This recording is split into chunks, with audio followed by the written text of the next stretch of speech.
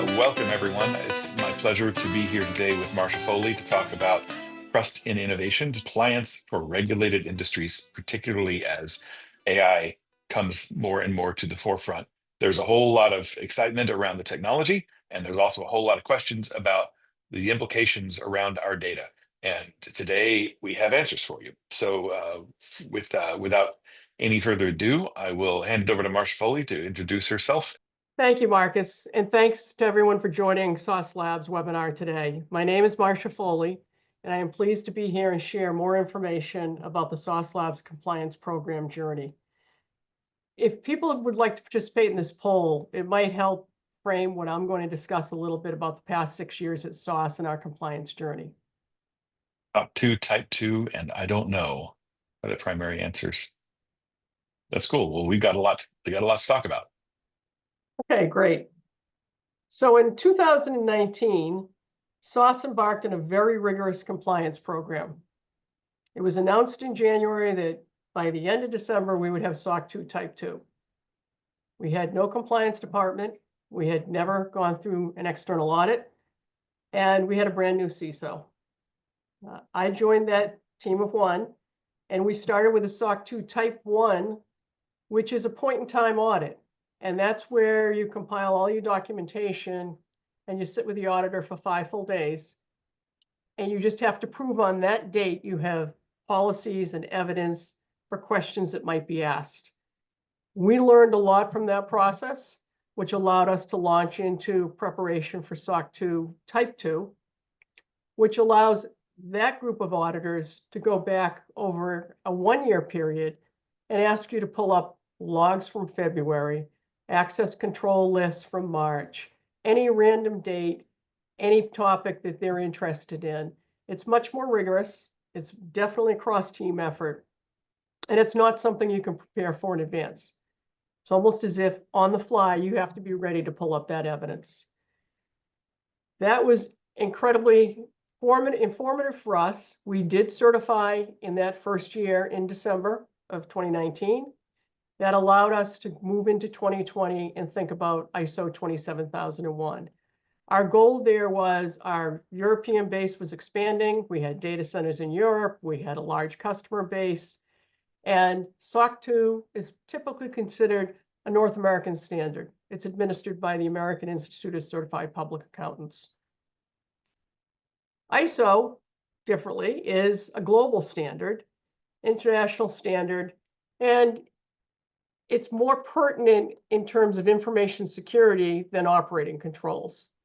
We believe that having both certifications, ISO and SOC, would show that we had a robust security posture, but there were also evidence that not one standard could do it all. This is a risk-based audit requiring how we demonstrate. ISO 27001, I'm sorry, let me just go back for a second, is a risk-based audit requiring that we demonstrate how we identify risks to information security, how we treat those risks, how we remediate, and that we have security controls proportionate to the risk. It's a very different audit process. It's very interactive. It can take anywhere from 5 to 7 full days. And we did it. And we did that in about 4 months. These are both annual audits, SOC 2 and ISO 27001. And that allowed us to launch into ISO 27701, which is an extension of 27001, and that focuses data privacy. I'm referencing both of these because it's really important to understand that they're foundational. You have to have 27001 to get 27701. Pursuing 42001 would not make sense without the other two. Marcus is going to cover some more of that in detail. So some of that was a sample list of certifications and attestations SOS maintains. You can certainly find a more complete list on our Trust Center. That's our Governance Risk Compliance Center, trust.saucelabs.com. The Trust Center allows us to share information with prospects and customers directly out of the GRC system. No more SOC 2 reports from 3 years ago floating around out there in the atmosphere. The intended recipient via the GRC system receives the document, has an expiration period on it. Usually it's 10 to 14 days to review the document. That is very informational for us because we know when people are opening it, we know when they're accessing it, and we know they're going to come to us with questions or they're quite satisfied. But at that time meter actually, helps us prepare in advance. Some documents are available publicly on our website, our ISO certs, for example, but the statements of applicability do require an NDA to be in place. And the reason for this is the confidential nature of some of the content, specifically in the SOC 2 Type 2 report. It's very, very granular about how we set up and maintain our data centers. And when I say our data centers, we don't own the physical location, but we rent space in the co-location data centers. We own all the hardware, all the equipment, right down to the wiring to the patch panel. That makes for a very interesting audit, and typically on an annual basis, the auditor will require to come on site to the data centers. In terms of the robust security measures, it's not just about having paper prepared, digital or physical paper prepared with policies. It's being able to prove that you've implemented, tested, perhaps been tested on these controls, and that I would say not the majority, all of these are annual requirements. Are you testing DLP? Can you prove it? Are you testing business continuity and disaster recovery? And I think many people will tell you that we have an excellent story to tell about disaster recovery as relates to COVID and the immediate shutdown of people going into our offices, but it did not mean our employees did not go into our data centers. Our service did not suffer as a result. So again, as I mentioned, we are a North American-based San Francisco company. However, we are global. We have other entities. And as a result, we must adhere to relevant regulatory frameworks. SOC 2 and ISO are very broad, hundreds of controls in each of those framework audits. But specific geographies also require adherence to local privacy laws. And probably the two most often heard are GDPR in the EU and the California standards, Privacy and Privacy Rights Acts. So the question is, how do we maintain and balance all the shifting requirements? We do have a compliance team focused on customer questionnaires, audits, and attestations.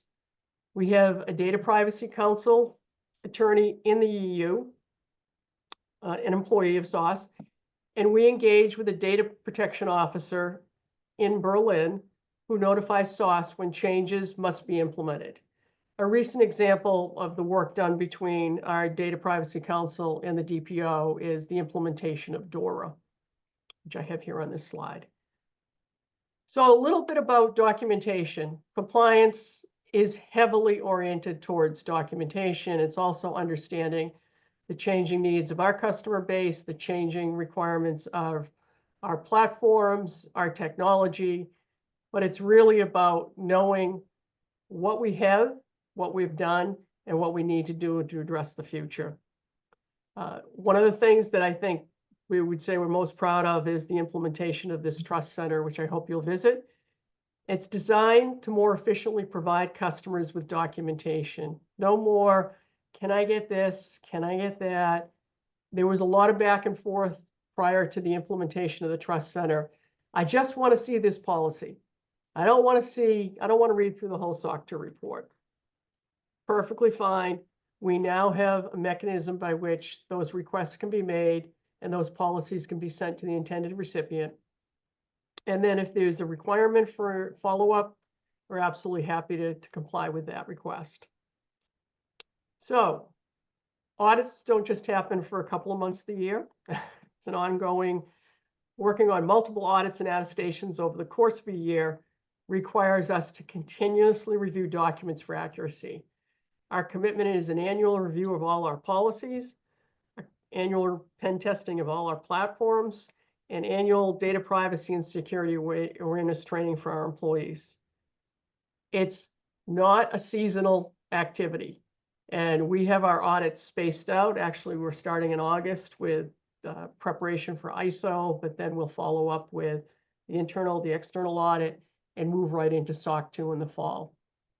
So here's, again, a sampling. You'll see more on the Trust Center. Compliance commitment. Why do these matter? Some are regulatory, and we comply with the regulatory requirements.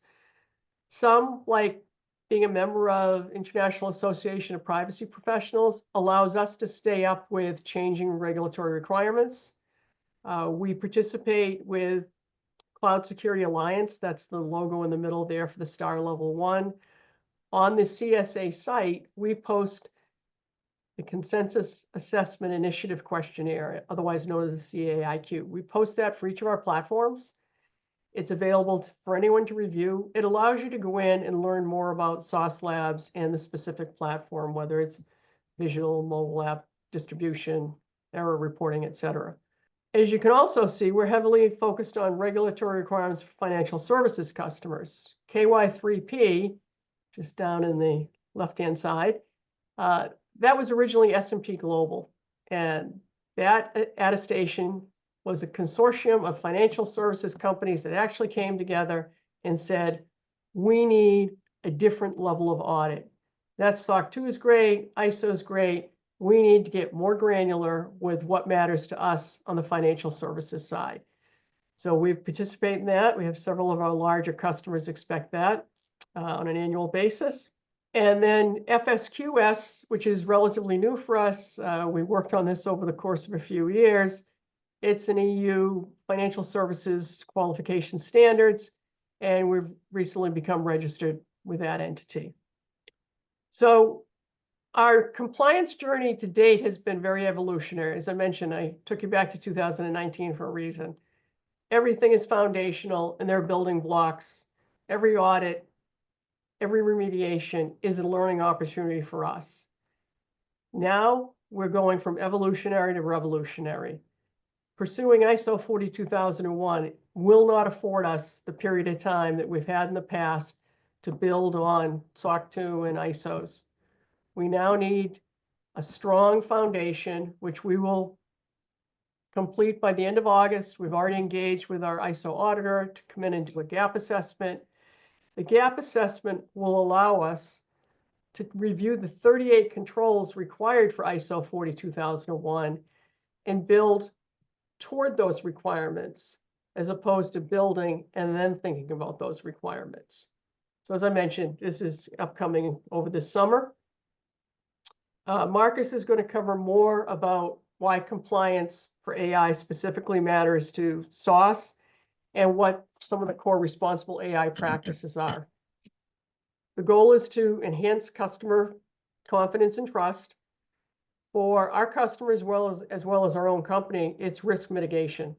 Everything to do with our audits is a risk-based approach. From the audits, we are improving our governance and accountability. Marcus is going to cover ethical AI development. We are compliant from a regulatory perspective, and we get tested on that in both audits, by the way. There are very specific questions about how can you prove this in this geography. And I would say, again, the implementation of the Trust Center has allowed us to have increased efficiency and automation. So with that, Marcus Merrill, our Principal Technical Advisor, who's going to take you a little bit deeper into responsible and compliant AI innovation. Great. Thank you, Marcia. It's been very interesting to follow this journey because having been a developer myself, as well as a person deeply involved in QA and testing, I understand a thing or two about engineering, as well as how much data there is and how difficult it is to protect. And then layering on top of that, the risk management aspects of being involved in quality means that I don't really like to play around with customer data. And so it's great to see people taking this seriously. And it's really important, I think, for people to understand how seriously your vendor takes this kind of thing. You don't want to just find out one day that they've been using your data all along to do something nefarious or careless. Careless is probably more likely. So we have chosen to attest that we don't do that, and to achieve these certifications. It's no small feat. Marcia's been kind of amazing in her resilience in pursuing these things with the team. So thank you, Marcia. Who here is familiar with ISO 42001? I'd love to know if anyone out there is similarly pursuing this or just starting to pursue it or didn't know it existed. Because before a few weeks ago, I didn't know it existed. And finding out about it and learning about it in order to do this webinar has been nothing short of fascinating. And I just hope that it puts in place the necessary checks to give us all confidence that data is being protected by your vendors the way it should be, right? How do we do? People are familiar. All right, great, great. So some people are familiar, some people have heard of it. No, not at all. Nobody is really familiar with it. So, I mean, it's a brand new standard. It hasn't been out long. It would be unreasonable to think that a lot of people are very familiar with it. So, good, good foundation. But in order to talk about 42001, we have to go a little bit deeper on how we get to 42001. Marcia covered a bit about ISO 27001. It is a framework for how to manage information systems in a way that makes sure that they're protected, compliant, auditable, that kind of thing. ISO 27701 builds upon that, and as Marcia said, it is 27001 is foundational to 27701. 27701 is about data privacy. So the increasing use of artificial intelligence, and that's on our side as well as on the customer side, the vendor side and the customer side, which is why you need to look internally as well as externally. It's on the applications that you're testing as well as the applications that you're using to do the testing. They're now being infused with AI, and so immediately concerns around data privacy, data protection come to the forefront, and that is what triggered ISO 42001 to come into play. You can't have 42001 without 27001. You can't have 27701 without 27001. And 27701 and 42001 work together to ensure that AI practices are verifiably safe. I guess the other thing to note about 42001 is that because we have 701, your data is already protected. If you have that compliance, you're guaranteeing that the privacy of the data is already protected. So you can be certain, but there are always additional questions that come up when it comes to artificial intelligence. And that's where 42001 tries to fill in the blanks. Now let's talk about three different kinds of data that go through the Sauce Labs cloud, but this is pretty much true to any vendor you deal with. There's three kinds of data for nearly any SaaS platform. There's customer account information. And this is true PII. This is usernames, emails, phone numbers, credit cards, if we collect that kind of thing. Sauce has a fairly low footprint for PII, for true PII, but it is information that is held in one particular bucket of PII, publicly identifiable information, I think, is what it stands for. Then there's a category that's kind of in the middle, where sometimes it is PII, sometimes it is not. Mostly it is not. That's metadata. That is data about the data. If you're dealing with a SaaS vendor, and Sauce is a good example, where we execute tests for you, then there's data that we collect around what platform are you testing on? Are you using Windows? Are you using Chrome? Are you using Safari? Are you using an iPhone? Are you using an Android? Did the test pass? Did it fail? What was the start time? What was the end time? And if you were to look at this kind of a report that would show all the metadata about how the test operated, there's a really good chance you wouldn't have any idea or be able to tie that data closely to your business. You wouldn't be able to say, oh, this is obviously one, this specific customer because I understand. But you can't tell when you just look at a report that says 97% tests pass, 3,000 tests total. So, and it took this long to operate. You can't really tell what the company's doing. It's not identifiable information. And that's called metadata. And that's another bucket of data besides PII. The third bucket is your actual data, the test data that is used to operate the tests themselves, the application under test. One example would be if a bank is running a suite of tests on a mobile device. They're trying to test the, let's say, the account balance and transfer functionality of a mobile app. Well, they probably have to create a bunch of mock accounts, fake accounts, and say user A has this much money. We're going to transfer that to user B and verify that the transaction actually occurred between user A and user B, and that that actually went through and the transaction got processed, that kind of thing. You probably also can't reuse that data from one test to the next, because then you wouldn't be able to run your tests in parallel and be able to depend on the state of one kind of data being consistent from one test to the next. So customers, we know, have to spend a huge amount of time managing test data, and it's a whole category of product, in fact, that helps people manage this kind of data. You generally have to create sometimes dozens, hundreds, or maybe even thousands or tens of thousands of mock accounts and fake data in order to be able to move your test along a workflow in through a system, right? So you should not be doing this with anything that is remotely production or publicly identifiable, or anything where the data can be used to identify a real person. You really shouldn't do that. It is against the best practices. Um, but recognizing that that sometimes does happen, and that for some other reasons, very legitimate reasons, mock data may be something that you want to protect, and it may be actually sensitive. Screenshots of an application that you haven't released yet, that kind of thing. That data is service data, that's what we call that, which is identifiable to you, which we protect as strongly as we protect PII. But the point being that there are three different kinds of data, three different buckets of data. And the one in the middle is where things get a little bit interesting in terms of how it affects ISO 42001, which is the AI specific piece of the regulation. Sorry, I don't want to. ISO is not actually a regulation. It's a framework for attestation. Regulation would be the FSQS or GDPR, something where there is a law in place that actually enforces mechanisms. The ISO standards are an attestation that I actually comply with these practices, which in many cases will map to a regulation specific law or a set of laws. So keep these three buckets of data in mind as we move through the descriptions of these different regulations. ISO 27701 is a privacy information management system, PIMS, that is an extension on the information security management system. And it's, once again, to help you establish, implement, maintain, and continuously improve how we manage PII, which, once again, sometimes includes that third bucket called service data, but always includes your account information.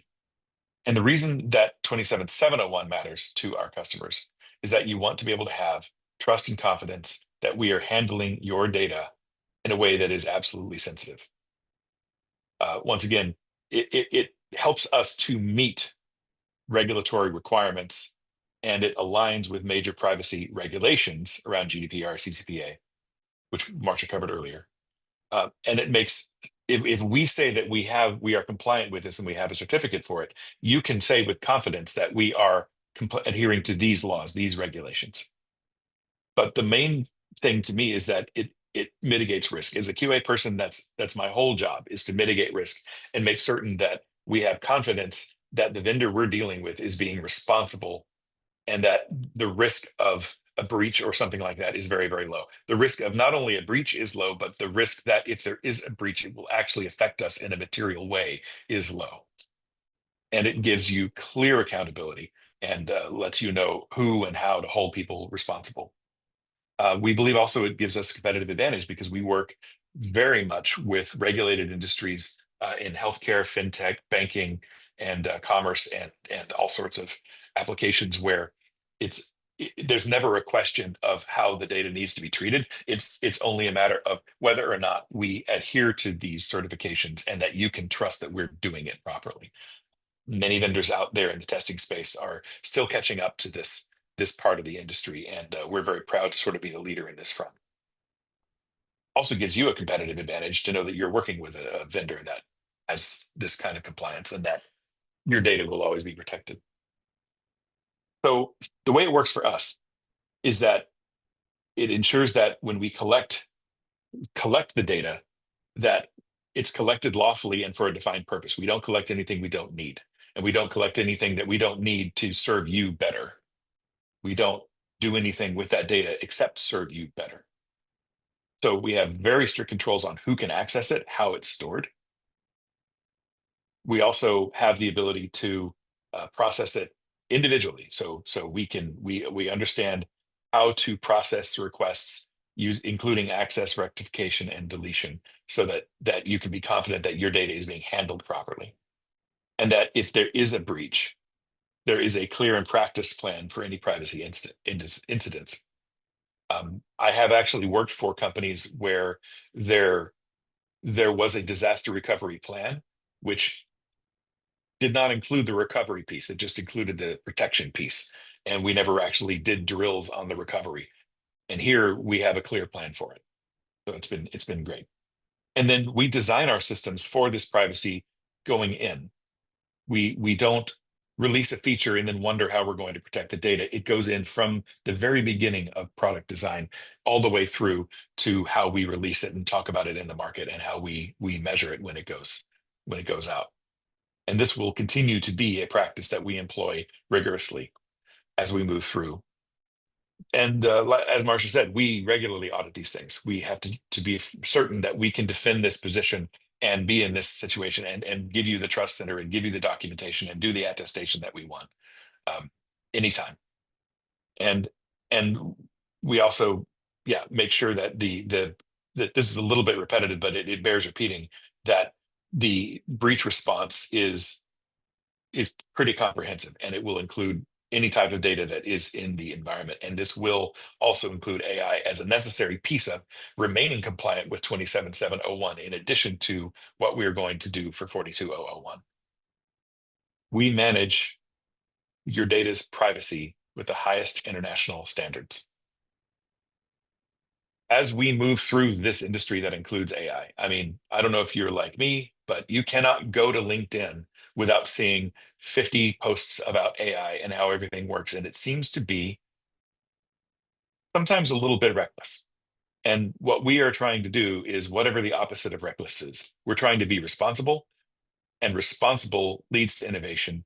And there's an old saying, slow is smooth and smooth is fast.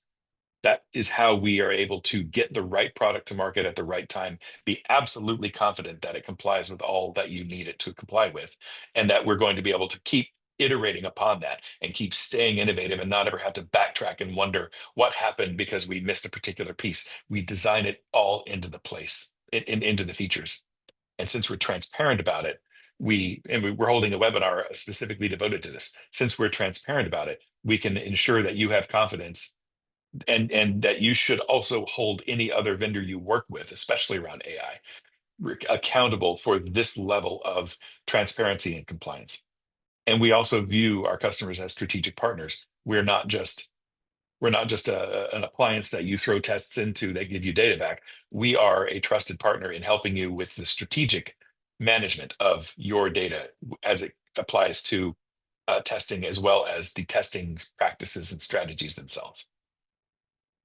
So let's talk about subprocessors. Subprocessors are a topic that's been around for quite a while. Anytime we talk about analytics, ad tech, anything where your data is being put into a cloud infrastructure, SaaS product, or being used by a product, if the product is free, then you are the product that's being sold. That happens a lot with online sites where the content is free and you see ads, right? So at some point, your data is being shared with a subprocessor. That's a company that's not you. It's a third-party provider, usually around analytics or around something like monitoring. If a software vendor that you're working with has a log monitoring like Splunk or like Datadog, anything like that, that's a subprocessor. And if we enter into AI without listing the LLM provider as a subprocessor, then that means that your data is being used in a way that you don't understand, or that we have not attested to. If AI is processing your data in a way that contains PII, then the privacy implications become significant. You may or may not understand this, but when an LLM operates, anytime you feed into it, depending on the terms and conditions you signed when you use that LLM, it is not only using your prompt, but the response to that prompt as a way to train future models in how they operate and then serve their next model. So if that model goes from, say, Gemini 2.0 to 2.5 Flash, then that model is now the accumulation of the models that have been trained before, plus what has gone on since then. And so people tend to feed a lot of data into these LLMs, and you need to be confident that when you're dealing with an LLM, that you understand whether or not it's using that data to process for future LLMs. You also really need to understand whether or not you contract with a vendor who is advertising a whole bunch of AI, whether or not they are using LLMs that will then be trained on your user data. And so it is very important when you're working with a new vendor to ask the question and look on their site if they have a trust center like we do, or if you can find their terms and conditions on their website. If they have a sub-processor list of entities, that it's very specific about who the data is going to, what AI vendors there are, what they're doing with it, and how they handle your data. Because there's some vendors that I've seen where if you go and you look at their sub-processors, you'll see a company like OpenAI or Gemini, Google, or Grok or something like that listed, and it won't have any specificity as to what's going on with your data when you interact with them. So 27701 prohibits us from doing anything of the sort before showing you exactly what's happening. And it's the framework for how we provide the due diligence contractual oversight when we list any sub-processor for you. And so 27701 means your data is already protected. But now I want, as an exercise, to go have a look at some other vendors that you might be working with right now. Do they list sub-processors that you didn't agree to or that you didn't know at the time? There are categories of different compliance attestations coming out of 42001. And I think it's really important that we all understand this because there are so many concerns about this. And whenever we talk to customers, the question always comes up, what are you doing with our data? Always. It came up before AI, but now with AI, it's even less certain because everyone's depending on these third parties. So our goal is to ensure that AI systems are trustworthy, ethical, minimize harm, and that was our goal already. But now 42001 gives us a framework for being able to make certain that we can be held accountable to this trustworthiness, ethical behavior, and minimization of harm. It is distinct from 27701 because it specifically deals with things like bias. We'll get to that on the next slide. But it specifically focuses on how to manage AI systems. And it addresses the unique AI risks beyond security and privacy. First, it's important to understand that AI models have bias threaded through them just by dint of the fact that they were created and trained by humans.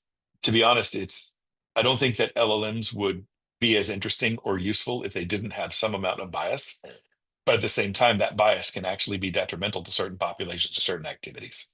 And so we are we are attesting that we are doing our best to prevent this kind of bias from being perpetuated or being amplified in a societal way. We are going to make them how we use LLMs, we're going to make it transparent and explainable so that you can understand what we're doing, when we're doing it, how it affects your data, and where it's being used in the future, whether it's to help you or to be trained for other things. And we're being held accountable because once we have a certification that says we follow 42001, that we are making a statement that you can hold us accountable for. And then it actually helps us to understand what level of autonomy the AI can have within our systems and what kinds of controls we have in making certain that it operates with the correct amount of independence. Because it shouldn't be terrible. It shouldn't be completely independent. That would be crazy. It has to be under some amount of control, and we will have to spell out the kinds of controls that we have in place as a part of this attestation. And then we need to make sure that whatever data we do use is confined to that category of metadata, and that what is ever is being trained in the future is going to be accurate, appropriate, and diverse, and that it's going to be beyond PII. That we're going to hold those standards.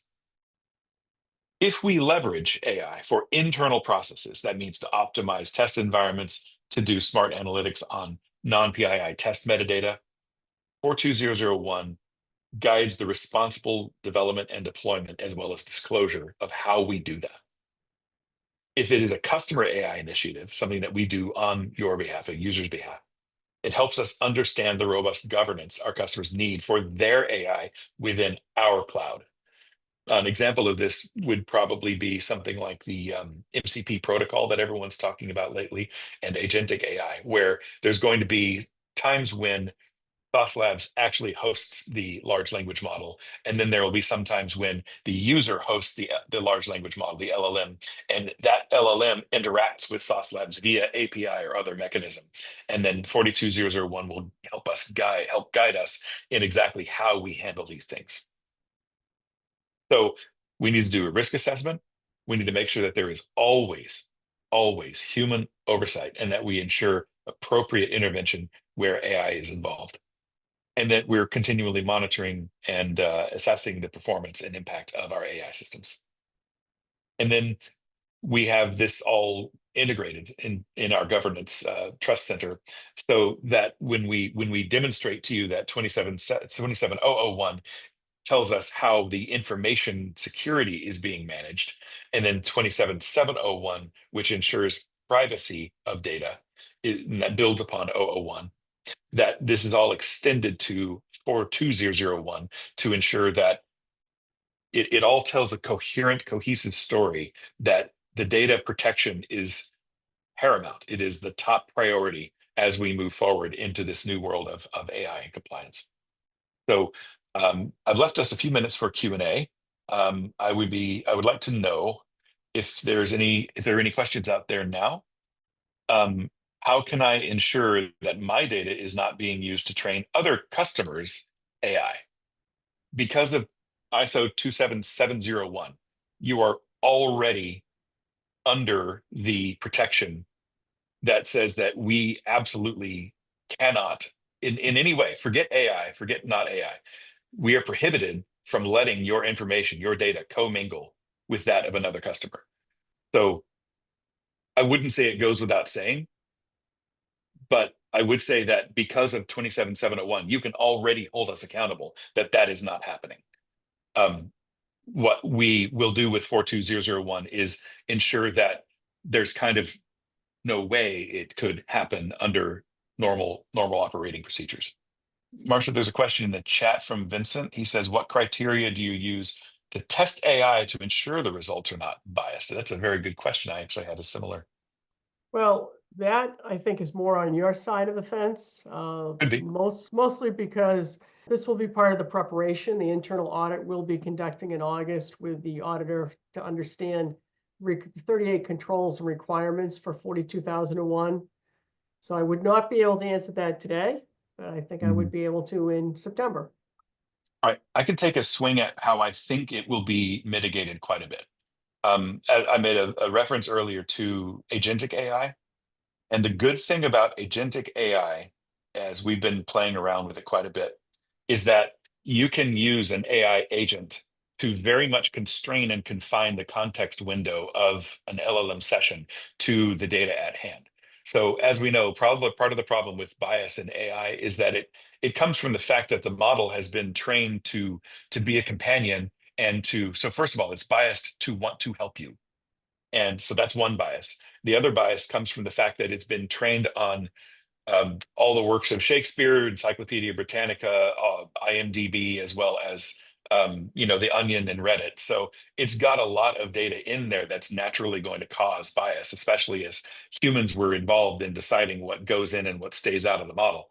And the way we help to eliminate that bias is by ensuring that the data that's being analyzed doesn't come from an LLM, it comes from an API call, so that when you ask a question, it's not just using data that it's been trained up on. It is constraining to the window of context that you're in right now, which we can pre-engineer and use settings like transparency and also not transparency, it's a temperature to control the deterministic and all sorts of stuff. There's lots of variables that we can use to help constrain the model, and then we make an API call, at which point all you're doing is analyzing the API call. So it reduces bias, doesn't eliminate it, but it's the kind of thing that we are all very curious to see how 42001 addresses that, but it is top of mind.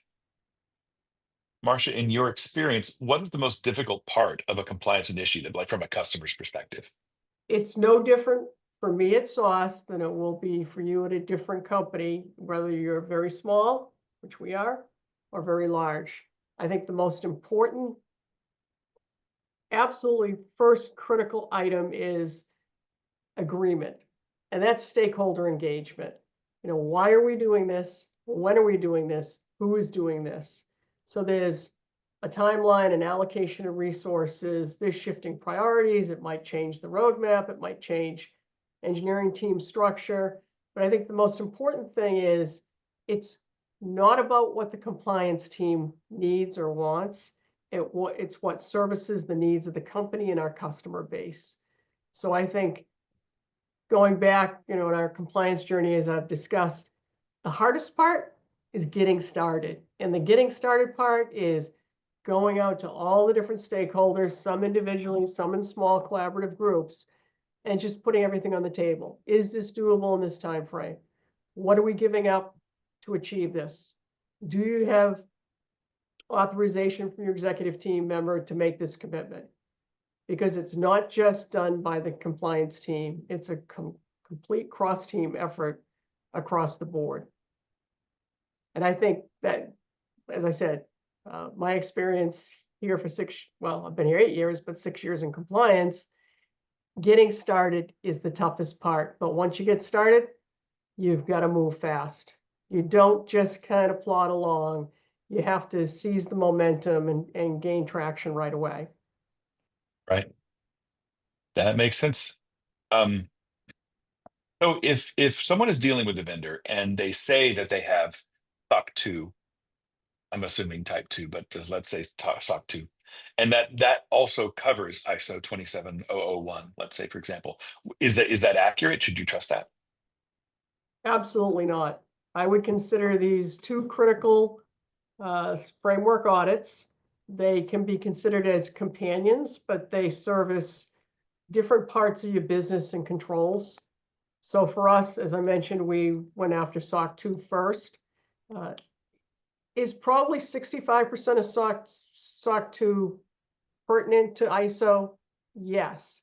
But there are nuances and twists when you're focused on information security versus standard operating controls, how you set up your data centers, and it's quite different. So for me personally, I'm more of a hands-on operational person. I love being in the data center. I love those questions about how did you build this out? Because I was there in Berlin when we built that data center. That auditor has to be someone who gets his or her hands dirty and can get behind the scenes and crawl into a cabinet and assess every plug, every patch, everything we have labeled. Information security on the ISO side, global, it's much more representative of lots of different industry types, but focused on information security. It tends to be more conversational, more policy oriented, and less about pulling up evidence with logs and getting into the nitty gritty. So I don't think one is better than the other. If you ask me, I find it easier to do SOC 2, but I've done both for 6 years now. And together, they prove that you have a robust security posture. But I would not, pick one over the other. It's funny. It occurs to me as we're sitting here talking. Do you remember that line in Jurassic Park when he says, "We have all the major problems of a theme park and a zoo"?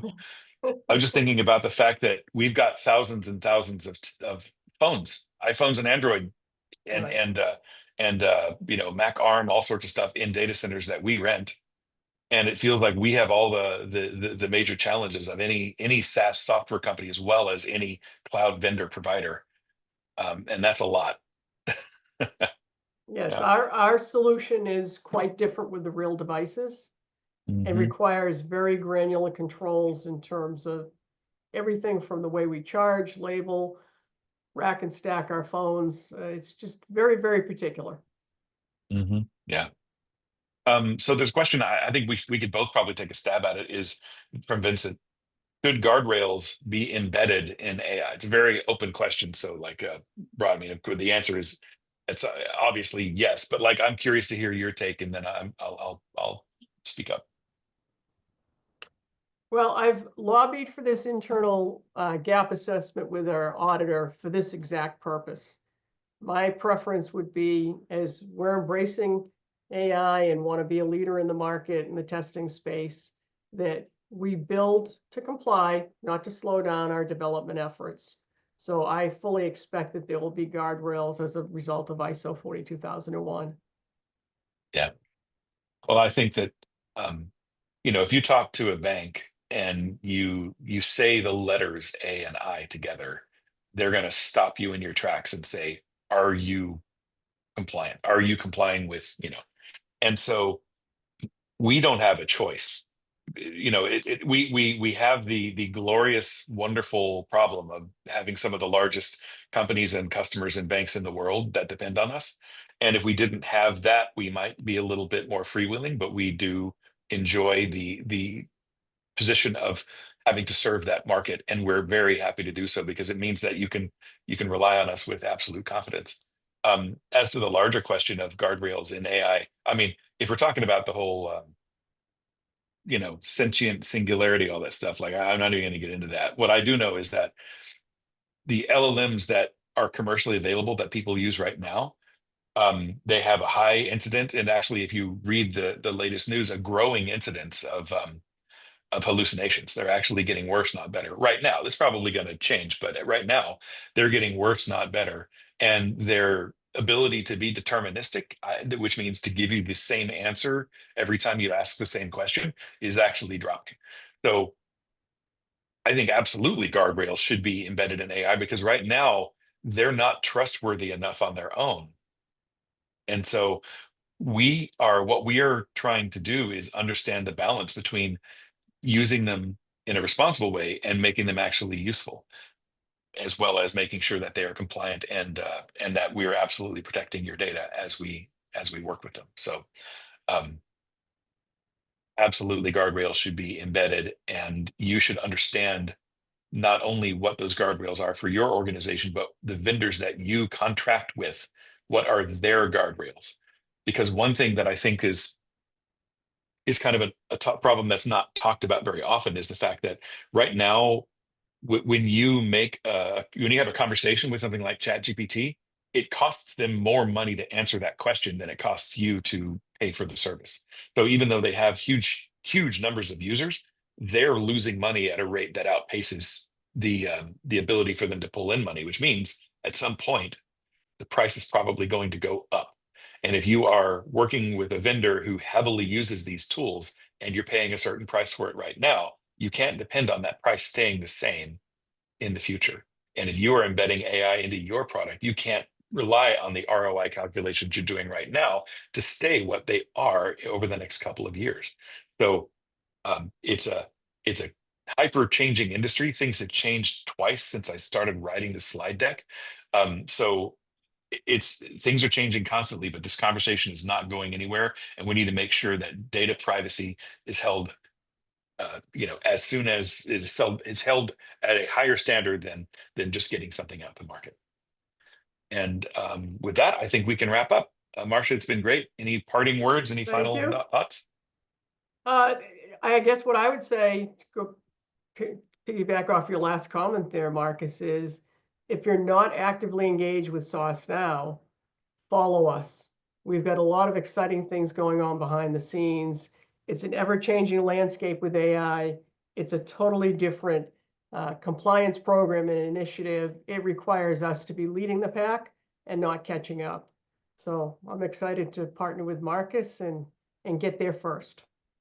Absolutely. It's been great. All right. Thank you so much. I hope to see you soon at another webinar. We do these kind of often. And yeah, it's been great. Thank you, Marcia.